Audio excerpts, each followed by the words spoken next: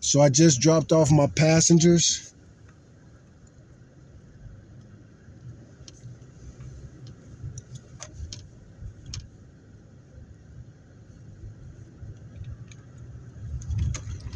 And that's the good thing. This thing recording. So I just took these people from one city that picked them up in that small town.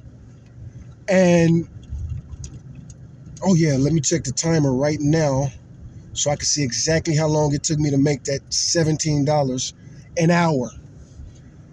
An hour. An hour to make $17. Burn up a whole bunch of gas. And now I'm out here in the middle of nowhere. But I am in a much better place than where I started. At least it seems like it. I'm 23 miles from downtown Austin. And when you do a ride, oh my goodness, I am further. Am I further away? It's hard to say. It is hard to say. Also, I'm close to a very, very cheap gas station. So even if I get a request right now, I will stop and grab some fuel there. That's another thing. When it comes to Uber, you got to save every single penny you can. If you like me. Some people, they don't do it because of financial desperation.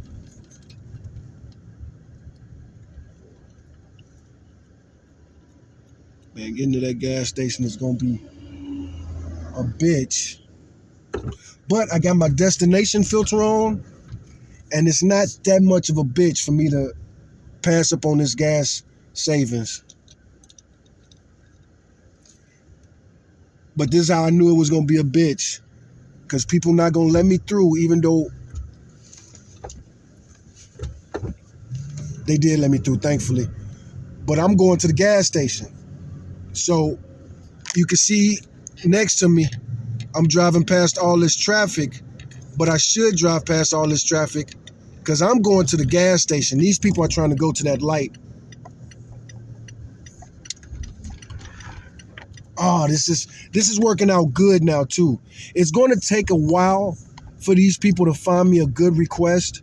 If I just turned this on right now, because we're in Cedar Park, Texas, but we on the Cedar Park has several parts. A lot of these little towns right outside of Texas.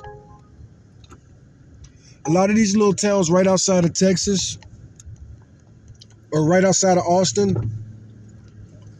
A lot of people think that they're tiny because they think downtown is the entire city. But the same problem exists with like Austin and just all of this stuff. Anyway, I'm going to pause this as I fuel up because it's a nice, oh, this is a crazy ass pickup for $17. Oh, these people better not complain about nothing. A 23-mile pickup? Pausing real quick. Like I say, when it comes to doing Uber, you got to be real smart. Look at that fuel discount I'm getting. $2.04, $2.05.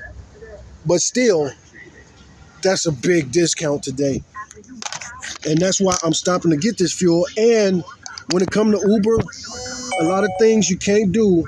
First and foremost, these people who I'm going to pick up, they chose a discounted ride. There's no way, because I'm going to pick these people up far. The fuck am I going to pick these people up? Is that towards Austin or away from Austin? But either way it goes, I'm going to be taking them to Austin.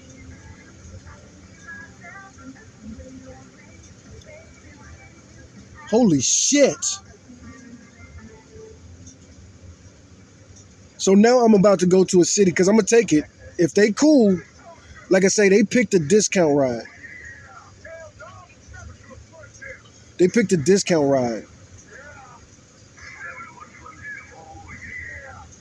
Go inside to grab a Slim Jim now and try out new Slim Jim bites. Can you work out? This ride being $17 It's not the rate. I've been doing Uber way too long. For them to get a ride, I got to go 23 miles to pick them up. The whole trip is going to be $17.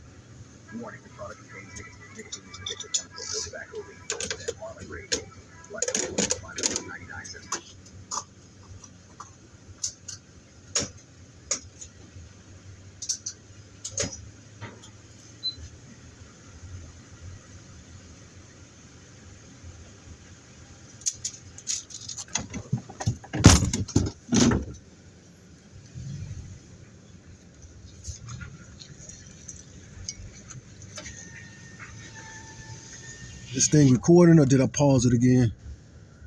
So I'm so broke. Putting that gas in my tank literally left me with $4 in my account. So if you like my content, man, and you got the money, man,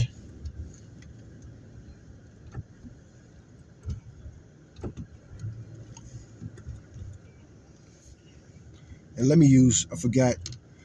Another good thing about Uber over Lyft, you can choose if you're going to use Waze or the Uber navigation or any other navigation. I took Apple Maps off of my device because Apple Maps is unbelievably horrible. You know, that's the crazy thing about Americans. And that's the main point. I'm staying on subject. That's probably what I'm going to talk about for a while. We're going to focus on and hammer on, I changed the name of my podcast to the Fighting Idiocracy Podcast. So I'm going to talk about, again, the most offensive thing I ever heard Obama say. Well, the American people are smart. Somebody had asked Obama, damn, I wish I could find that video because it was a racial question, I believe. I can't remember if it was a racial question, but I know it was a question because I have been reading so much about Obama. He had already written 2 books. There was articles written about him all this time. And like I said, I'm from Chicago, so I'm asking all my relatives, who is this nigga I keep reading about that's supposedly not far from where I'm from? Supposedly right down the street from where I'm from. Because he sure don't talk like a Chicago dude. First and foremost, he has a Hawaiian accent. I didn't really know at the time. But now we've been listening to this man for years. He has a thick Hawaiian accent. And MAGA says he was born in Africa. That's insulting to Africa. Again, no disrespect to Obama, but Obama don't fit in Africa. I remember they was tripping on that one picture of Obama where he had on some African garb. And they was talking about how he looked like a secret terrorist. But he didn't really have on African garb. He had on a suit, and they actually put the wraps around the suit so you could see his tie underneath this traditional African garb.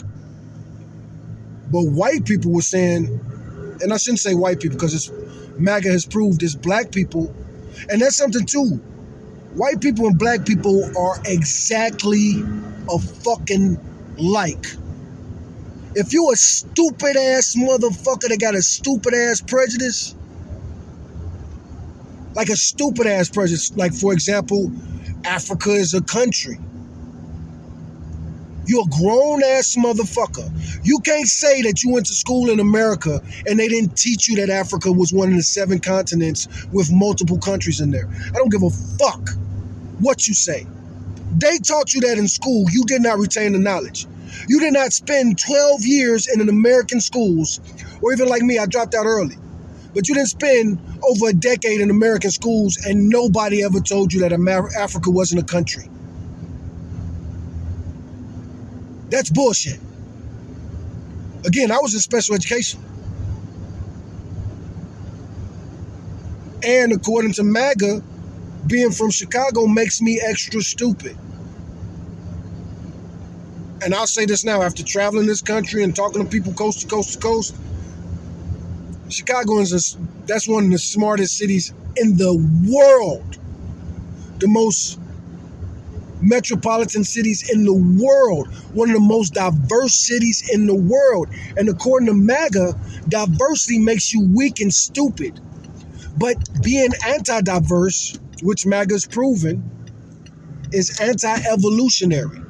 If you're only comfortable in if you're only comfortable in your own environment and you can't grow to evolve to a new environment, you're a stupid, primitive, neckling, devolved savage. You're not a real human. If being around humans that look different from you, talk different from you, just makes you, and I don't give a fuck what you went through as a kid. Because the main people that are prejudiced, they're not the ones that saw the type of shit I saw growing up in Chicago.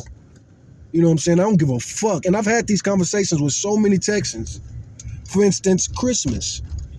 1983, I talk about this on my channel. But the first Christmas I remember, my fifth Christmas. We were regular Americans back then. Me, my mom, my sister, we were regular Americans. My stepfather, my mom was still married to my stepfather. And I thought my stepfather was my real father. And his sister got murdered and raped on Christmas Day in Chicago, Illinois. At work. She worked on Christmas Day, which again, fuck all you Americans that say that, you know what I'm saying, it's a sin to work on December 25th because it's the birth of Jesus. No, you blasphemous cocksucking motherfucker. You know that Jesus wasn't born on December 25th. You know that December 25th is the winter solstice celebration. You know it's the same day that Saturnalia was celebrated and so many other pagan holidays like Yule. Those are European. That's the Nordic tradition. But you celebrate Jesus on that. Anyway, an American stupidity. Most American Christians, you try to talk to them about theology, history of the Hebrews, history of the... Like I say, they sound fucking stupid.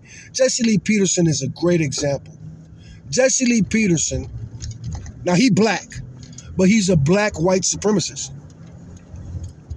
And, but he believed in what I call this motherfucker. Oh, am I running my dash cam? This the thing, stupid ass Americans. I'm the one in this truck. I'm driving in a place that I'm rarely been before. I'm picking some people up I've been here once before. This is a really fancy pants resort. These people might not want to ride with me when they see I got a beat up pickup truck. I'm gonna charge them though. I'm gonna charge the fuck out of them though. I'm driving this far to pick them up. And like I say, they got it discounted, right? Why you getting why did they go out of their way? This is how rich people think, I know. I've been working around rich people from the cradle to the grave. Because that's the thing. Rich people always exploited poor people. As a lower black kid from Chicago, just like these motherfuckers be going to Home Depot these days. You know, when I was born and growing up in Chicago, there was no Home Depots in Chicago that I know of. There might have been, but shit, they don't put that shit in the hood anyway. But back in the days in Chicago, them motherfuckers weren't looking for migrants. And even if they was, it's Chicago. It's closer to the Canadian border. You know what I'm saying? We real close to Canada. So they wouldn't be looking for Mexican laborers anyway. And also Mexican laborers, they're not going to work as good as black laborers, especially when you think about Chicago gets so damn cold. And them Mexicans had to adjust to cold weather, boy. If they fresh from Mexico or South America or something. So what they would do is they would come to the neighborhood. This is back in the early 80s, 90s, mid-90s, you know what I'm saying? This was back when I was a kid. So they would drive to the hood and they would say, who wants to make $20? And a bunch of young black boys, I lived this, I experienced this. You cock-sucking motherfuckers. I'll be listening to these red pill dudes talk about how soft it is. If you raised by a single mother, you soft. Are you out of your fucking mind? Are you out of your fucking mind? Please, all you red pill dudes, every red pill dude in the world, I challenge you to come talk to these soft ass kids.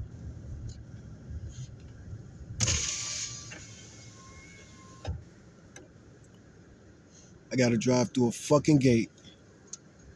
Okay. I was afraid I was gonna have to take a ticket and maybe possibly have to pay to get out. Is there a guard here? I'm not sure what's going on. I don't know why that gate just went up automatically. Because it's a button you push, you get a ticket, and then they charge you to park. Sometimes you got to do that. And this happened to me before. Like, I've driven in places, and they're like, you need to pay to get out. And I'm like, motherfucker, I'm an Uber driver. I just dropped somebody off. I ain't paying shit. Like I said, I only got $4 in my account. And I gotta be smart with my money, man. That's another thing about like truck driving. People always talk about one of the first things people love to say when I say that I've been driving trucks for over 20 years. What is the first thing that motherfuckers say? The stupid shit. Truck drivers make good money. Do we? Do we? Do we? Motherfuckers. If we make good money, you do it then, son of a bitch. I'm so sick of hearing people say truckers make good money.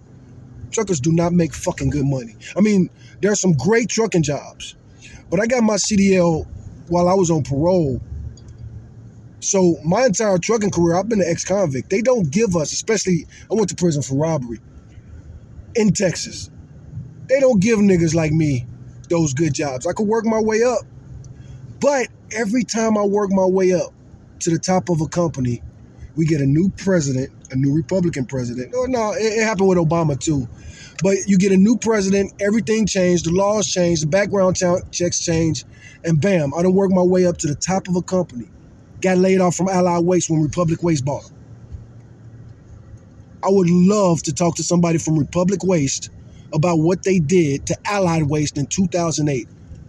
Every single ex-convict in the world should boycott Republic services. I bet you they hiring ex-convicts now. But when they first bought Allied Waste, I was working in the San Antonio division. And they start handing out laid-offs. They laid off the convicts first, the ex-convicts. And most of us ex-convicts, we were the fucking backbone of that fucking shit. The ones that do that shit every fucking day. I was there. I lived it. And it hurt me bad. And I had such a good work reputation that Halliburton hired me right off the bat. Bam. But I couldn't pass all the waves of background checks. But it wasn't, I don't blame Halliburton for that. I blame George W. Bush for that. You know, George W. Bush is a gift and a curse. I wouldn't have my CDL if not for his compassionate conservative shit. But a lot of laws he did, his last month in the office, he did a lot of backdoor legislation. And a lot of that backdoor legislation fucked the shit out of me. Conservatives, that's another thing too. I listen to these motherfucking punks talk about how they're conservatives and I'm a liberal because I voted for Kamala. Fuck, I would love to, we need to have like a conservative competition. Who's more conservative? Who's more masculine? Because a lot of these dudes talking that red pill shit are little bitch ass soft-handed pussies. Anyway, I'm picking up some dude from this resort and I know they're not going to want to be on my crazy ass YouTube channel. So, like, share, subscribe. Thanks for watching. I always ask for the comments. That's the most important thing.